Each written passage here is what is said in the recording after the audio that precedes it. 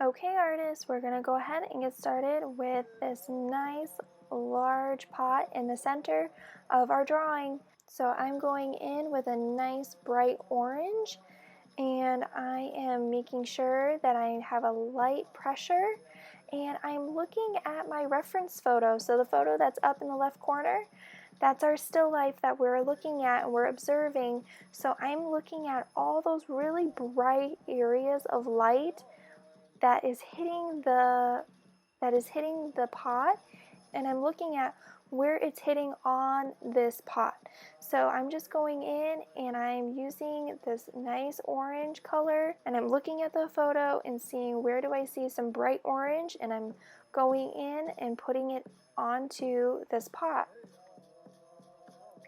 And you can see I'm keeping my pressure light, but as I keep layering, it's becoming darker and darker. And if you're noticing your color penciling and you're not seeing any color, you're probably not pressing hard enough. Now we want to make sure though is that we're not pressing too hard, because we don't want to have that kind of scribbly look to our drawing. Now for the third pot that is over on the left side, we're going to go ahead and we're going to be daring and we're going to put some black in. Now we want to make sure is that we really take our time when we're using the black. There's no need to rush. So make sure you pause the video whenever you want to and take a break. Now what I'm doing is I'm going in and I'm outlining a little bit of the pot, and then I'm starting to fill in a little section at a time. I don't want to fill the whole thing in black, because then we're going to lose our pattern that we drew in. So you can see here I put 2 stripes in the center. Then I did a little outlining on the top lid part, and then I filled it in very lightly to get a gray.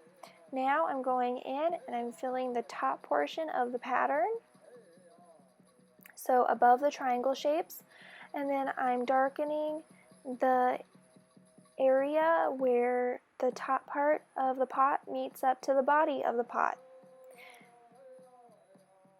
Now I'm going to go in still with my black, and I'm darkening the bottom of the pot, and I'm darkening the bottom portion of the pot. Now I'm going to go in and I'm going to darken the outline of the triangle shape of the pattern, just kind of cleaning it up.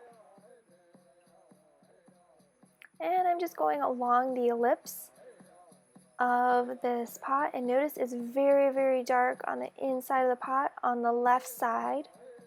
So I'm going in and I'm making sure that's really nice and dark, and I'm continuing that darkness all the way around and making sure that the lip of the ellipse that's closest to us in front, it's very, very dark.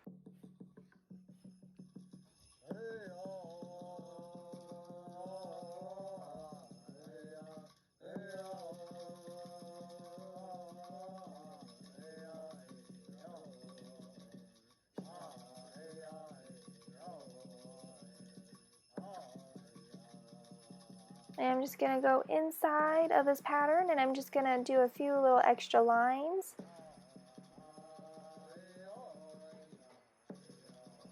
I'm just filling in those little triangle shapes on the top with a little bit of gray. So now we're going to go ahead and put in our nice blue cast shadow underneath this pot. And I love using blue for cast shadow. It has a nice coolness and it pushes the shadow down onto the table. And I'm keeping with my hatching marks.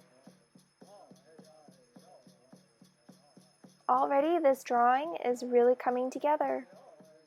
Now I'm going to be daring, and I'm going to go in and I'm going to put a little bit of blue on the orange pot. Now notice in the reference photo there are some dark areas on the pot. They kind of look brownish, blackish, but when I look at it, I actually start to see a little color in there. And so if I see a little bit of color, I'm going to over exaggerate it, and I'm going to go ahead and I'm going to use some of this blue. So make sure your pressure is light to medium pressure. We do not want a hard pressure, especially because it is such a dark color.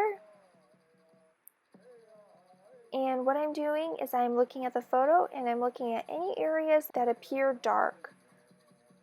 So now that I have some of those blue dark sections, I'm going back in with my orange and I'm going to push these light orange sections a little darker, and I'm going to go on top of the blue sections with the orange. And so what you're doing is you're layering the blue and orange on top of each other, and that's going to create a nice neutral color. And remember, blue and orange are complementary colors. They are colors that are opposite each other on the color wheel. So that means when they're layered on top of each other, you're going to get a neutral color. And you can see how adding that extra layer of orange is really helping integrate the blue into the body of the first layer of orange, and now the second layer is just smoothing that transition over.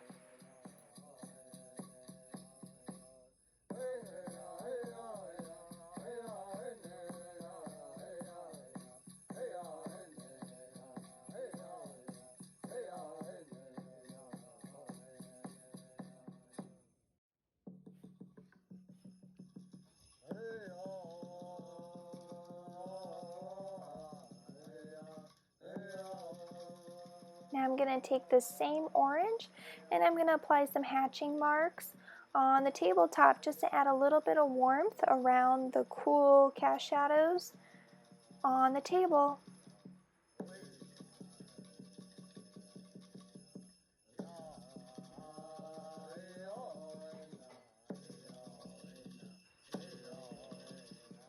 So I'm just checking the reference photo a few more times, looking at any other areas that needs a bit more orange, a little bit more contrast. I see the handle needs a tiny bit more. And I'm going to grab a little bit of a darker kind of orangey red. I'm just going to layer a little bit of that on top of the orangey sections, and a tiny bit on top of the blue sections too, just to kind of set them back a little bit more, so that way the blue doesn't jump forward so much. So again, just looking at the photo, observing, seeing any areas that need a little bit more of a reddish, rusty orange tone to it.